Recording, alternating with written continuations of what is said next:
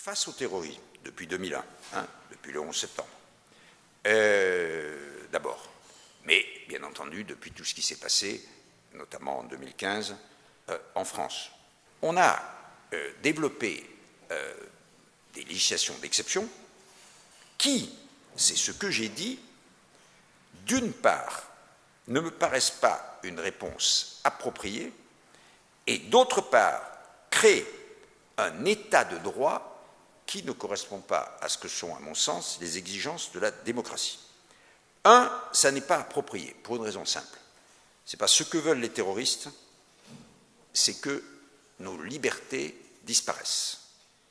Si on leur répond par la restriction des libertés au profit des dispositions sécuritaires, par exemple remplacer les perquisitions à la décision d'un juge par des perquisitions à la décision d'un préfet, ça c'est clair, c'est évident qu'il y a plus de garanties d'un côté pour les libertés et il y en a moins de l'autre, c'est tout à fait clair.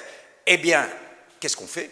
On va sur le terrain des terroristes, c'est-à-dire qu'on leur a déjà commencé à leur donner un bout de victoire, puisqu'ils nous amènent à nous recroqueviller, à prendre des postures sécuritaires, exclusivement sécuritaires, et donc on est d'abord sidéré, et ça c'est normal, la population, la classe politique, tout le monde est sidéré par l'horreur des attentats, le Bataclan, etc.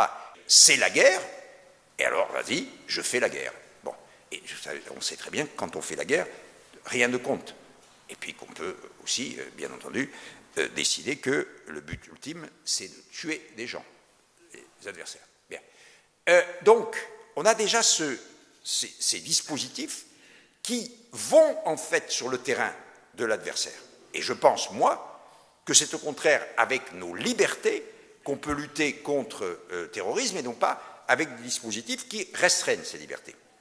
Mais, de plus, deuxième point, quand les législations d'exception, ce qui est le cas en France aujourd'hui, deviennent les législations de droit commun, on avait un état d'urgence, on l'a remplacé par une loi de procédure pénale et de droit pénal qui reprend en réalité des dispositions aussi attentatoires aux libertés que celles qui étaient dans les dispositions issues de l'état d'urgence. C'est une loi qui a été promulguée il y a un mois.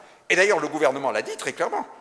Il a dit « J'ai besoin de ce texte pour relayer l'état d'urgence. Quand je n'aurai plus l'état d'urgence, il faut que mes forces de sécurité, etc., disposent de pouvoir. » Donc, un, ce n'est pas la bonne réponse.